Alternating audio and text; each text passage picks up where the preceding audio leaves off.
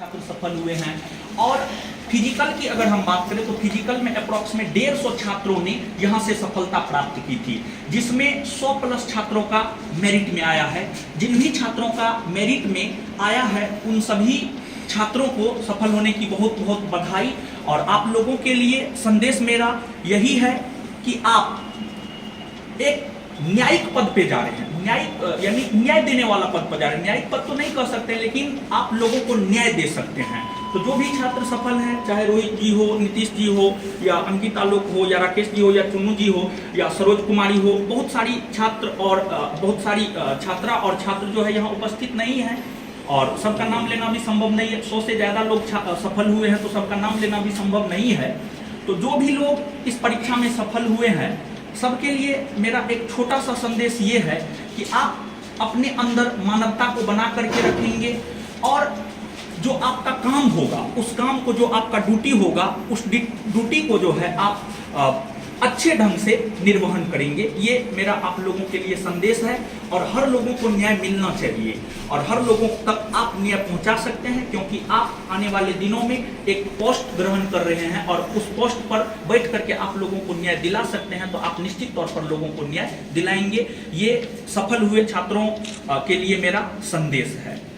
और इसके बाद जहाँ तक हम परीक्षा की रणनीति की अगर हम बात करें, तो जो परीक्षा की रणनीति होनी चाहिए, परीक्षा की क्या रणनीति होनी चाहिए, परीक्षा के विषय में थोड़ा सा हम आपको बता देते हैं। परीक्षा जो बिहार दरोगा की परीक्षा होती है, यह त्रिस्तरीय परीक्षा होता है। पहला प्रीलिम्स होता है, दूसरा मेंस होता है और तीसरा आपको फिजिकल होता है। प्रीलिम्स में आपको अलग स्ट्रेटजी अपनाना होता है, मेंस में आपको अलग स्ट्रेटजी अपनाना होता है और फिजिकल के लिए भी आपको स्ट्रेटजी अपनाना होता है, क्योंकि लोग फिजिकल में भी असफल होते हैं। प्रीलिम्स के लिए आपकी क्या स्ट्रेटजी होनी चाहिए?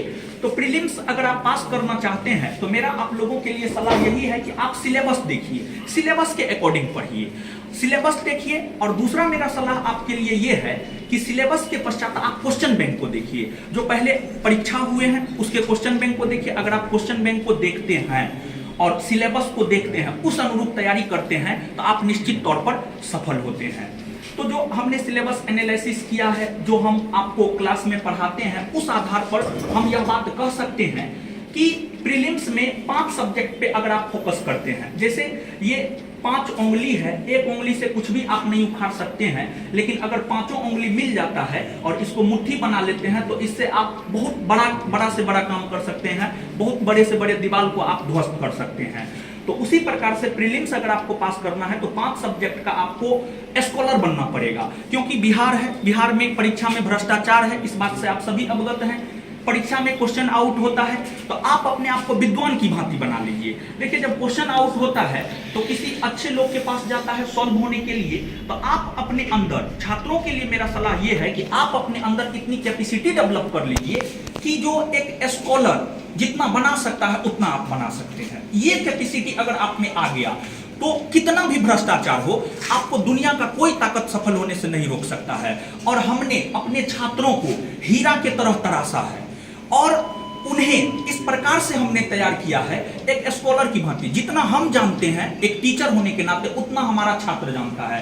आज की डेट में हम और हमारे छात्र में कोई अंतर नहीं है और इसी वजह से ये लोग सफल हुए। इतना हाई कटअप होने के बावजूद ये लोग सफल हुए हैं। जितना हम जानते हैं उतना ये लोग जानते हैं, इसमें कतई कोई दोराई जो है आपको नहीं है। तो आप स्कॉलर की भांति पढ़ें। प्रीलिम्स में कौन से 5 सब्जेक्ट आपको बेहतर करना चाहिए? तो सबसे पहले आपको करंट अफेयर, फिर भारत का इतिहास, भारत का भूगोल, भारत की राज्य व्यवस्था और बायोलॉजी। ये 5 सब्जेक्ट अगर आप बेहतर कर लेते हैं तो दुनिया का कोई ताकत आपको प्रीलिम्स पास करने से नहीं रोक सकता है। दूसरा चीज ये है आपके लिए कि अब ये जो 5 सब्जेक्ट पढ़ना है, कहाँ से पढ़ना है?